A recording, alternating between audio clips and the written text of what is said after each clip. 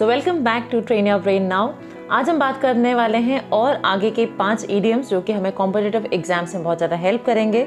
Already idioms क्या होता है वो मैं आपको बता चुकी हूँ। तो ईडियम्स जो फ्रेजेस हैं, ऐसे वर्ड्स होते हैं जिनका हो सकता है लिटरल मीनिंग नहीं हो कुछ, बट जब आप उसे एक सेंटेंस में यूज़ करते हैं तो वो कुछ ना कुछ मीनिंग को डिस्प्ले करता है। So we have already talked about 25 of the idioms. Every Thursday हम इस पर बात करते हैं और आज हम बात करने वाले हैं 26 ऑनवर्ड से।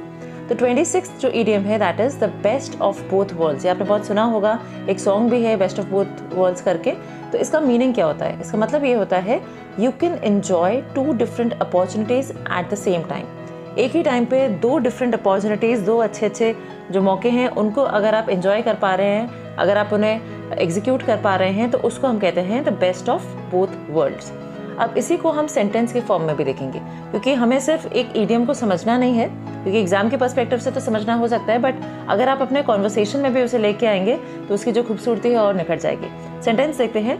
By working part time and looking after her kids 2 days a week, she managed to get the best of both worlds। तो एक लेडी की बात हो रही है कि वो काम भी कर रही हैं और साथ में अपने 2 बच्चों को भी संभाल रही हैं 2 days a week, so she is able to get the best of both worlds। Okay, तो इस तरह से आप इसे यूज कर सकते हैं। चलिए दूसरा देखते हैं। 27th ईडियम है to let the cat out of the bag. तो क्या एक बिल्ली को हम एक बैग में से निकाल रहे हैं या कुछ और मीनिंग है? बहुत सिंपल सा है। इसका एक्चुअल मीनिंग है to accidentally reveal a secret. आप बाई चांस भूल से किसी सीक्रेट को आप बता गए। वैसे भी अगर आप देखो तो बिल्ली जो होती है बहुत छुप के चलती है, तो किसी तरह से उसका बाहर आ जाना, सामने आ जाना।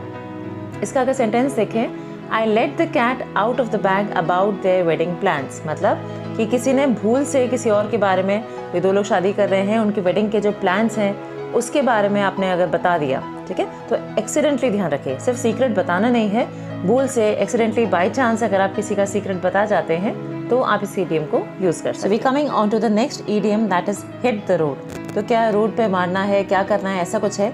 सो हिट द रोड भी एक ईडियम है, बहुत ज़्यादा लोग इसे यूज़ करते हैं। आप भी अपने डेली कॉन्वर्सेशंस में इन ईडियम्स को यूज़ करेंगे। You will feel the difference before speaking this idioms, और जब आपने ईडियम्स को अपने डेली कॉन्वर्सेशंस में यूज़ किया है। तो चलिए इसका मीनिंग देखते हैं। हिट द रोड का एक्चुअल मीनिंग क्या होता है? It means to depart, to leave या abandon.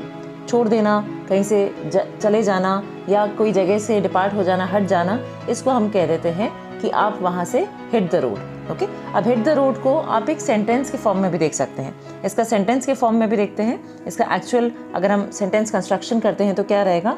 I love to stay longer but I must be hitting the road. So ये कॉन्वर्सेशन है, उसमें एक कोई पर्सन बता रहा है कि मैं और देर रुक सकता था बट मुझे जाना है। I have to depart, I have to leave और I have to abandon. As per the situation, जिस तरह से आपको कन्वर्स करना है अकॉर्डिंगली आप ईडियम को यूज़ कर सकते हैं। तो ईडियम नंबर 29 है to make a long story short. तो एक लॉन्ग स्टोरी को शॉर्ट में बताना। इसका नॉर्मल सा मीनिंग आ गया टू टेल समथिंग ब्रीफली। किसी बात को, बहुत बड़ी कोई बात है, उसको एकदम शॉर्ट में, ब्रीफ में, क्रिस्प करके, बहुत ही जल्दी अगर आप कोई चीज़ को बता देते हैं तो उसको हम कहते हैं to make the long story short. Sentence देखते हैं। We started going out and to make a long story short we ended up getting serious about one another. तो कोई पर्सन कम्युनिकेशन कर रहा है और ये बता रहा है कि हम साथ में घूमना शुरू कर दिया था, बट उस पूरी बात को बहुत डिटेल में ना बता के एकदम शॉर्ट में बता रहे हैं कि अब हम दोनों एक दूसरे के लिए सीरियस हैं। तो आप इस फ्रेज़ को भी यूज़ कर सकते हैं to make a long story short. किसी बात को एकदम शॉर्ट में, क्रिस्प में बताना। चलिए लास्ट जो ईडियम है आज का दैट इज़ ईडियम नंबर 30। इसको देख लेते हैं। Miss the boat.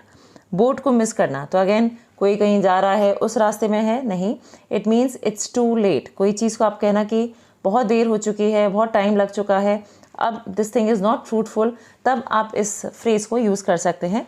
सेंटेंस देखते हैं।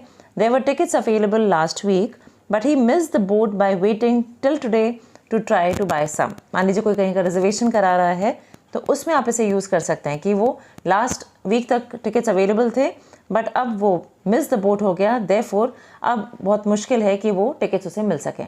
तो आप किसी चीज़ में लेट हो जाएं, आप किसी काम को नहीं कर पा रहे बिकॉज ऑफ टाइम लैप्स, तो हम इस वाला फ्रेज़ को, इस वाले ईडियम को हम यूज़ कर सकते हैं। So thank you so much for watching. और अगर आपने ये चैनल नहीं सब्सक्राइब किया है, if you wish please do subscribe, please do share. आपको खास तौर से तो मैं कॉमर्स की वीडियोस बनाती हूँ, मैनेजमेंट के लिए बनाती हूँ, but we also have personality, GK, English and now psychology related to. So take care.